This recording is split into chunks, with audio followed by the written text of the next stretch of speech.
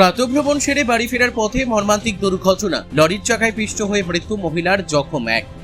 রায়গঞ্জের ভিটি এলাকায় শনিবার ভোরে মর্মান্তিক পথ দুর্ঘটনাটি ঘটেছে 12 নম্বর জাতীয় সড়কের ওপর।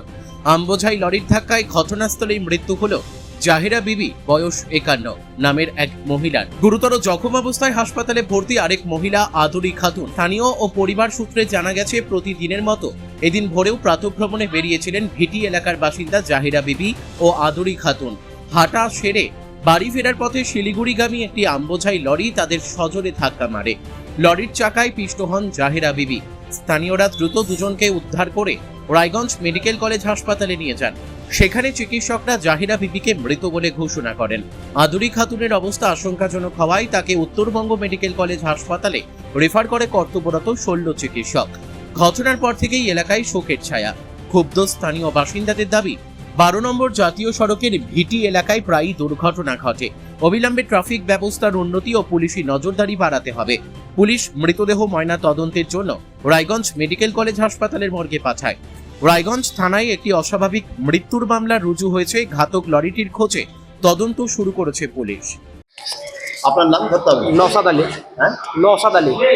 কে মারা গেছে? আমাদের পাড়ার আমার নানি লাগবে, কি নাম? জাহেরা বিবি। এরকম বয়স কত? বয়স 51 বছর। বাড়ি কোথায়? বাড়ি ভিটি। কি হয়েছিল ঘটনা? ফোর লাইনে সকালবেলা মর্নিং ওয়াক করতে গেছিল। মর্নিং ওয়াক করে বাড়ি আসার সময় পিছন থেকে একটা গাড়ি দুইজনকে ধাক্কা মারে। আর আমার যিনি মারা গেছে, আমার নানি জাহেরা বিবি, ওনার উপর দিয়ে গাড়ি চড়ায় চলে গেছে গাড়িটা।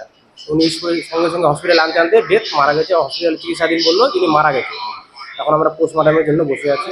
আরেকজন যে ছিল, আরেকজন হসপিটালে ভর্তি আছে। কি নাম? ওনার নাম হচ্ছে আদুরি খাতুন। কিরকম বয়স হবে? ওনার বয়স 43 বছর। ওনার অবস্থা কি? ওনার অবস্থা সিরিয়াস আছে, অক্সিজেন চলতেছে। একটা পা ভেঙে গেছে, ওনার মাথা ইঞ্জুরি হয়েছে, তার মুখের দাঁত ভেঙে গেছে। গাড়িটাকে ধরা গেছে? হ্যাঁ। কি ছিল গাড়িটা?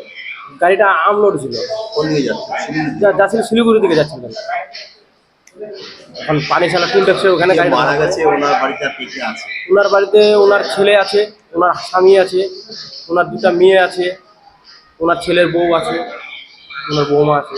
মর্মান্তিক ঘটনা একদম। হ্যাঁ, মর্মান্তিক ঘটনা। পুরা গ্রাম শোকের ছায়া। গ্রামে এরকম দুঃখজনক ঘটনা কোনোদিন ঘটে না আমাদের ফোর লাইনে এখানে।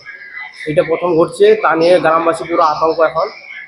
আর বিশেষ করে আমাদের ওখানে একটা কাট আছে, কাটের মধ্যে কোনো ব্যারিকেড নাই, পুলিশ প্রশাসনের কোনো সুবিধা নাই।